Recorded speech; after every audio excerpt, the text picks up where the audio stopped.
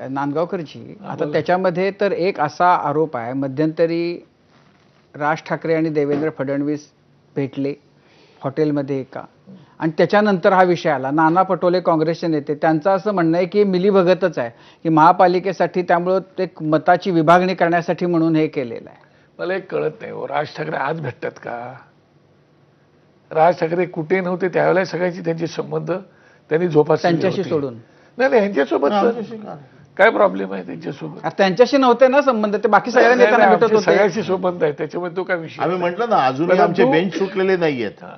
परंतु विषय असा आहे की तुम्ही त्याच्यातून अर्थ अनर्थ वेगवेगळे काढत असता, तो तुम्हाला अधिकार आहे. काय काढायचं काय नाही काढायचं, कोणी कोणाला भेटल्यानंतर काय अर्थ काढायचा तुम्ही ठरवता. तुम्ही म्हणजे नाना पटोलेंनी ठरवले, नाना पटोलेंचा मुद्दा आहे तो. हो, नाना पटोले आता बघ, विरोधी पक्षात नाना पटोले आहेत की सत्ताधारी पक्षात आहे, ते तशी भूमिका घेणारच ना. पण माझ्या माहिती आहे, जर तशा प्रकारची चर्चा झालेली असती तर मग राज ठाकरे साहेबांनी विरोध करायचं कारणच नव्हतं ना. बरं, एक म्हणजे बाकीच्यांच्याकडे जाण्यापूर्वी एक शेवटचा प्रश्न.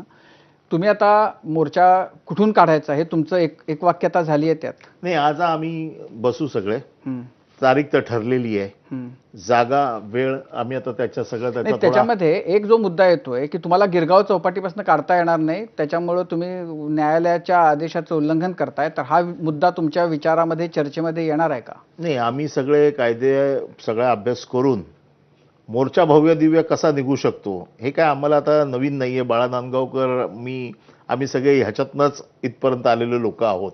त्याच्यामुळे मोर्चा मराठी माणसाची ताकद दाखवणारा असेल एवढं आम्ही तुम्हाला नक्की सांगतो. बाकी कायदेशीर काय करायचं ते आम्ही त्याचा बरोबर अभ्यास करून आपल्याला 5 तारखेला प्रचंड भव्य मराठी माणसाची ताकद दिसेल एवढंच मी आता तुम्हाला सांगतो. बघा, आम्ही दोन्ही पक्षाच्या लोकांना ना केसेसची खूप सवय आहे, त्याच्यामुळे काय आणखीन एखादा कंटेम ऑफ कोर्ट होईल ना.